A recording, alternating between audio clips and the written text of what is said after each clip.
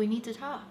The things that men say, is this working on other women? Because it didn't work on me.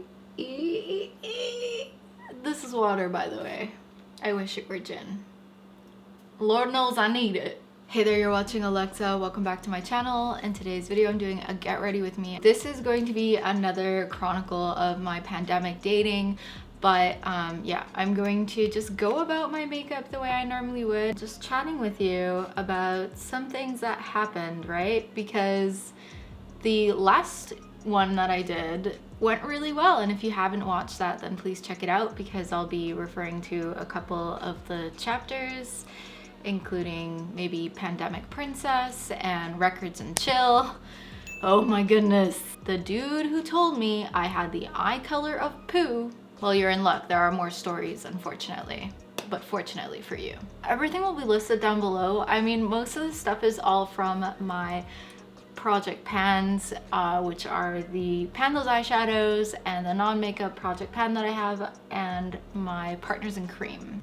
Although I've dated so much, I still don't understand a lot of things. Like, there are still so many things that baffle me. Like, why do divorced men in their 40s have dating profile pictures like this? Why do men lie about really silly things like age? Although I think, you know, apparently women lie about that too.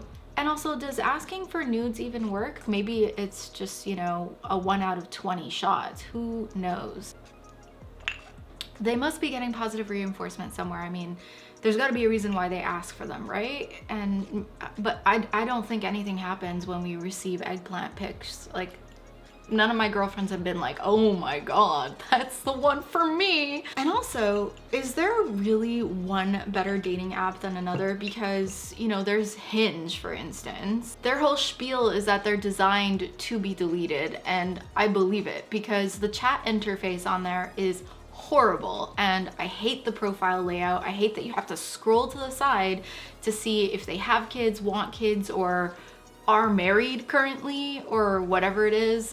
It's just, yeah, it's messy on there. You also have to scroll all the way to the end to find out their height, which, as a girl who is 5'7", you think wouldn't be a problem, but I mean, I kind of don't want to date a guy who's shorter than me. So I know that people have been bashing online dating for a really long time. Everyone kind of glorifies the natural way of meeting someone, and okay, fair enough, but I think that's unfair because, you know, they say, oh, there are only crappy people online, but there are always crappy people in any dating pool, no matter where you meet the guy or girl. So and, you know, it's kind of the most convenient way to meet the most amount of people, to kind of get the most bang for your buck in terms of time. Kind of, not really. You really gotta be good at filtering stuff out. These days, it is the most efficient way to meet people that are not necessarily your work colleagues. You know what they say, don't shit where you eat. It's just not a good idea, right? And if you didn't meet someone in your early 20s to mid 20s, or whenever it was that you finished university, you're kind of out of the game in terms of dating classmates. The stakes were really low. You didn't have to worry about long-term core values. You don't have that luxury anymore. Yada, yada, yada, yada. We all know the benefits of online dating because of that. Like, you get to meet a plethora of people that you wouldn't have met otherwise. Oh, and there's also the fact that we're living through a global pandemic. So you're not necessarily in the office anymore. If you're working, you know, we're not looking at Zoom meetings as a way to find love at the workplace. That would be weird. Wouldn't that be weird? And I'm not working a standard job. I haven't worked a standard job in a really long time, to be fair. And I've worked at places where I wouldn't want to find my love interest at. So there are a bunch of excuses for me with regards to online dating. It's just kind of, it's the name of the game, right? Doesn't look like the pandemic is going to let up anytime soon. So taking that third shade, shall we get into the nitty-gritty? Shall we? Yes, we shall. As a Christmas or New Year's gift to myself, I bought tickets to a concert. I was going to go see Metronomy, and I bought the tickets for myself alone. I got onto dating apps again and ended up matching with someone whose roommate had a ticket to the same show I was going to, and they were conveniently getting rid of their ticket. I don't know how much of the story is true.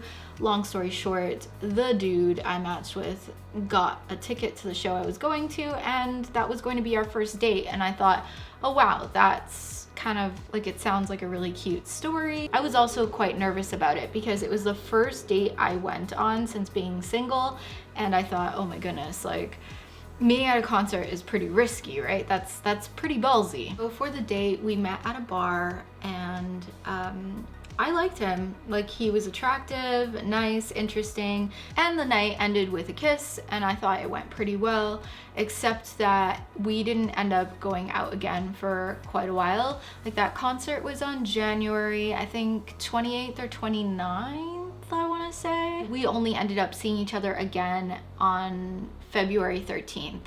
And that was because of me, not because of him. So what ended up happening was I went to a jazz bar with my friend.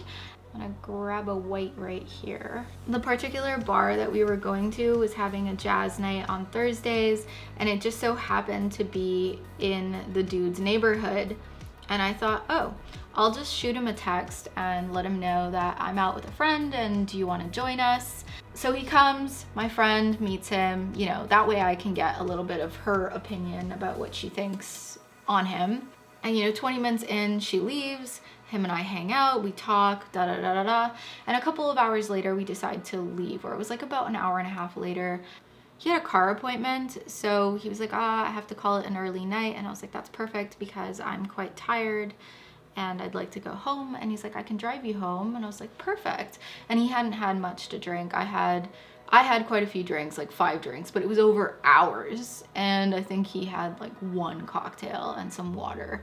And he was like, I can't drink because I'm driving. And I was like, okay, fair enough. And he drove me home. Things picked up where they left off the last time we ended our date after the concert, and there was definitely physical chemistry between us. I won't deny it. However, this is when things started to go downhill. He asked if he could come upstairs, which I respectfully declined. I was like, I'm not inviting you upstairs. I didn't like that he asked to come up. And also, I live with my mom, so there was no way he was going to come upstairs, even if I had wanted him to. And I basically explained that to him, and then he's like, oh, well, we can drive back to my place. And I was like, no, we're not going back to your house. We also hadn't seen each other for 2 weeks, and I was the one who invited him to come and join us at the jazz bar, like no pressure. Logistically speaking, in my head, not only was it too early for me to go over to his house, because no, I don't think so. You've not put in the legwork for that. He said he had an appointment to go fix his car in the morning. So I'm thinking, like, what is the situation gonna be like in the morning? I don't like to lay my head in people's sheets if I don't know them. Like, I don't wanna sleep in your bed. So, and at the time I was like, I can't justify Ubering back home after this. Like, I'm not 25. This is just not, no. Doing my foundation now. So when I told him no to going back to his place, he was like, is it because you're afraid that you're not going to see me again?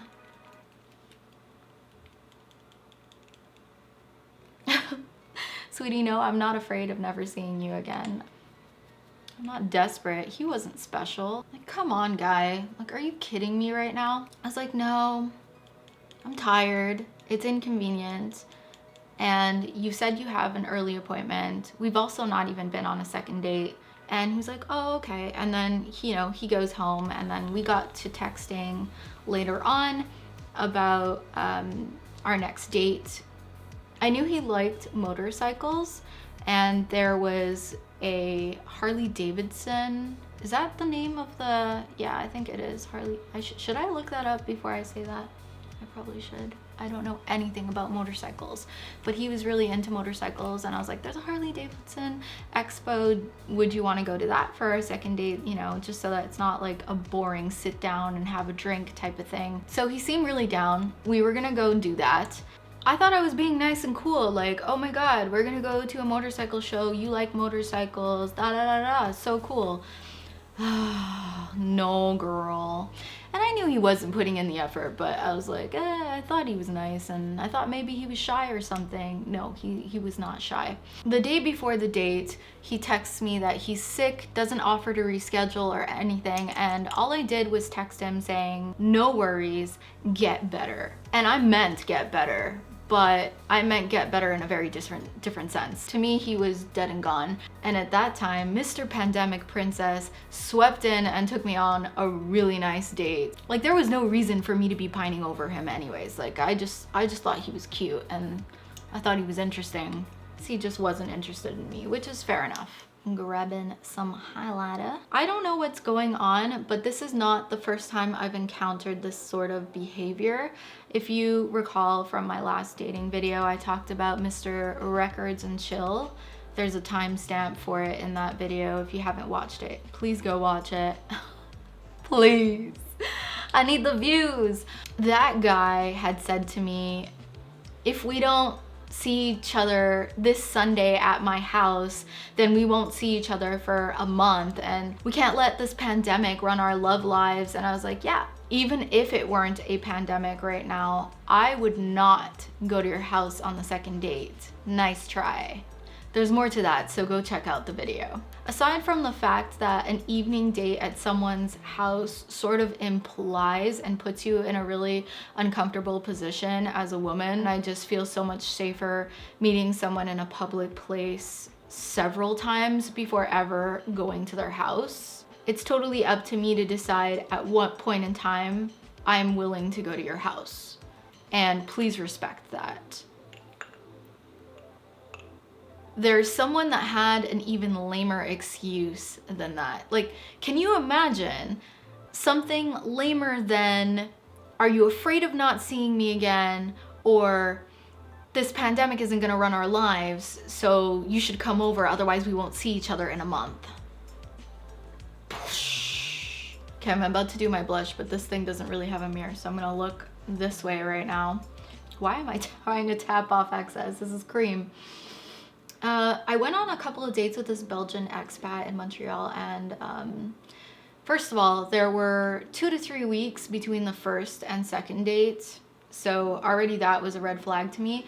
But when he asked me out the second time, it was the end of patio season, so I kind of wanted to go out, and I was just like, whatever. I don't have any expectations as to where this might be going. I didn't really care at that point, but he was a cute guy and fun to talk to. I mean, to some extent, I was bored, to be really frank with you, and I shouldn't have gone. And also, hindsight is 20/20. Quite literally. Yeah. So we went to said bar. I had a couple of pints, but that's usually my limit, 2 pints.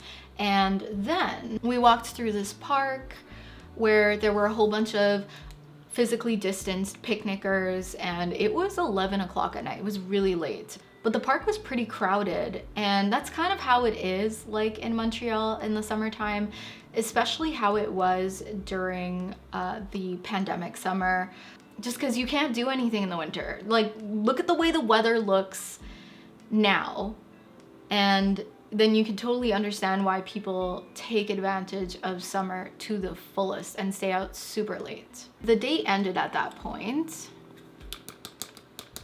and he goes, oh, I'm gonna call an Uber.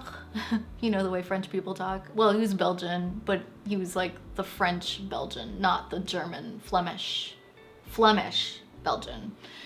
And he goes, oh, I'm gonna call an Uber, and you will come with me. And I was like, excuse me, what? We touched mouths, but not to that, I mean, not to the extent of, I'm gonna go to your house and rip your clothes off extent. I was not down. At that point, I'm just like, no, I'm taking a bus home, and you can take your Uber home, and good luck to you, basically. And he didn't leave it like that. No, he had to, he got all weird, and then I was just like, this is really awkward. Like, you know, we haven't seen each other in like 3 weeks. It's just, It's not pretty much the same thing as concert, dude. It's not happening. But this guy had a totally different reaction.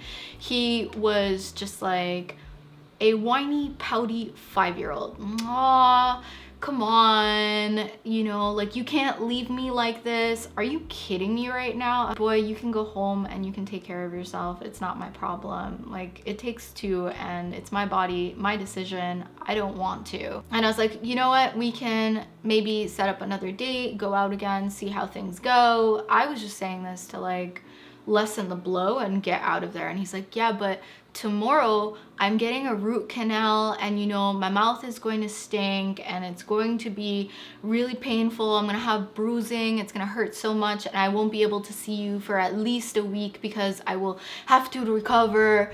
And I kid you not, he used his root canal as a reason for me to feel obligated to go to his house and sleep with him. Are you kidding me right now? How? You cannot make this stuff up. He didn't stop there either. He didn't. I knew he wasn't great right off the bat, but I just didn't realize how bad he was until he made that excuse. Anyways, I end up leaving, and then a while later he texts me to go out again. I think a week or two later.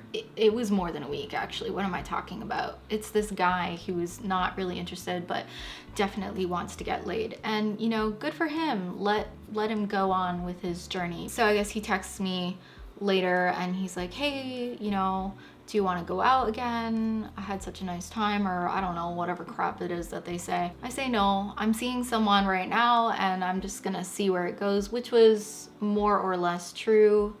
I was talking to someone else and just kind of like pacing it out slowly. And then 24 hours later, he sends me a screenshot of my dating profile and he's like, seeing someone else? Yeah, right. And I just didn't even dignify that with an answer. Just because you are talking to someone else doesn't mean you're gonna run to take down your profile, especially if they haven't taken down their profile for you. Why, you know, and just because it's still up doesn't mean I'm doing anything on there. What do you know? And also, what do you care, right? It's none of his business. Sorry if there's a lighting change. I had to light up the back because it's getting really dark right now. It is what it is. I'm committed. In December, he actually messaged me again and he was like, hey, how have you been? Do you remember me? I'm the guy that you almost slept with this summer. I was like, what an opener. Apparently declining his offer to get into his Uber was almost sleeping with him, but okay. I just say, yeah, I remember you, the root canal guy. I'm not interested. I'm not seeing you again. The guy who told me that I needed to come over because he was having a root canal the next day. Yep, that's a guy. That's an actual story. That's a person. That's a thing. Wow. Another favorite of mine is married men. Married men. Oh my goodness. I have some stories about those bros. Well, not really. I've not really entertained it that far, but there is one guy that I went out with that I realized after the, what was it, the first or second date, that he was married, and then he was separated. But to me, it's the same thing, and so I never went out with him again, and I learned my lesson. And then for a while, I was screening to find out if people were married or if they had children, because, you know, I want to know what I'm getting into, and also I don't want to be involved with anyone who is claiming to be separated or in the process of getting a divorce, because to me, you are not available, and I am, and I deserve someone who is legally and emotionally and all that jazz available. One dude that I was talking to for a while, we set up a park date. I think it was early fall, and then he came at me with a series of lovely texts right before the date, and I'll just pop him in because, like, why not, right? He goes, sounds good, I'll be there at 2 p.m. and yeah, anyways. Then he goes, so I randomly ran through your Bumble and noticed that you had a couple of non-negotiable points. Sadly, I realized that I don't meet one of them. Oh, boo-hoo.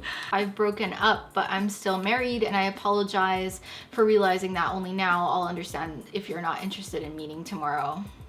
I appreciate that he at least made the effort to let me know before the fact, but that had been a part of my profile around the time that we had matched anyways, and I think he just ignored it because men will just not read your profile, I guess. I don't know. I believe at this point I asked him to elaborate because your girl is, well, she's nosy and she likes to know. And plus, I wasn't even sure if I was going to believe what he was saying. Whatever. He goes, sadly, I had to get married for immigration purposes for her, just so that I would know that he had his PR, permanent resident in Canada. Sorry if I made you lose your time. Bear in mind, he's French, so the writing is a bit. And let me know if you change your mind and still want to meet tomorrow. I wish you the best of luck for the future. Yeah, good luck. I don't go out with married men. This is my gripe with going out with men who are still attached. Some men will tell you that they're not with their wife anymore or this and that, and they still live together, or they're in the process of getting a divorce. But I had this discussion with a woman who is in her mid-30s, and I'm approaching my mid-30s, mind you. You know, some men don't tie up their loose ends because they like to leave the door open to see if they will reconcile with their ex. And you know, there's always that possibility if they've not gotten divorced or properly separated. Or what if you want to pursue something more serious with them down the line and they have this divorce to get through because they've just procrastinated on getting that done, and it's just another excuse, honestly. And it's just not, it's not my jam. I wish I could say that that was the only time that that happened, but it wasn't. Like I said, I did go out with someone who was separated, and he actually still has my phone number. I don't know why. He was someone I met before I even dated my ex. So we had maybe gone on a date in 2017, and then he was like, oh, my divorce is finalized. Are you single now? Would you like to go out? Just like these weird random texts that I would get from him sometimes, and then I was like, yeah, I need to block this number because this is weird. I don't want to sound negative though. It's just that there also wasn't chemistry on the date, and then he still had my number and was still sending me a message like once a year, and I was, you know, declining at first, and then I realized, no, I should just block this number because why do you still have my number? Here, let me bump up the ISO for a bit and see if it's any good. I'm just going to top up the upper inner corner of my eye with some purple because this look is a wee bit boring. I took a break from dating. I'm actually still on my break from dating because the weather is not really conducive, along with the physical distancing measures that are in place where I live, and we also have a curfew. There really isn't much you can do apart from a walk, and to take a walk in this kind of cold and, you know, maybe need to go to the bathroom at some point and all this, and it just makes things really awkward. So I've just chosen not to put myself in that position. And I was beginning to get burned out by all of these eye-rolling experiences. Yes, they're hilarious stories to tell my girlfriends. We still laugh about root canal guy and the guy who told me I have the eye color of poo. They were starting to hinder my sense of morale and also just depreciating the positive demeanor that I had initially gone into dating with. I'll probably pick up again when it starts to get warm outside. I really needed this time to recalibrate and just find more suitable candidates, if you will. I feel like I'm talking about The Bachelorette or something, although I'm way too old to be on The Bachelorette. Can we just normalize dating in your 30s and in your 40s and stop acting like life is over at 40 or 30? Ugh, anyways, the world is a place. Let me know in the comments down below if you enjoyed this video, and if you did, be sure to hit the thumbs up button and subscribe. I do Get Ready With Me, Shop My Stash, No Buy. I'm doing a no buy for the entirety of the year and doing several project pans, which I'll list down below. And I will see you in the next one. Bye.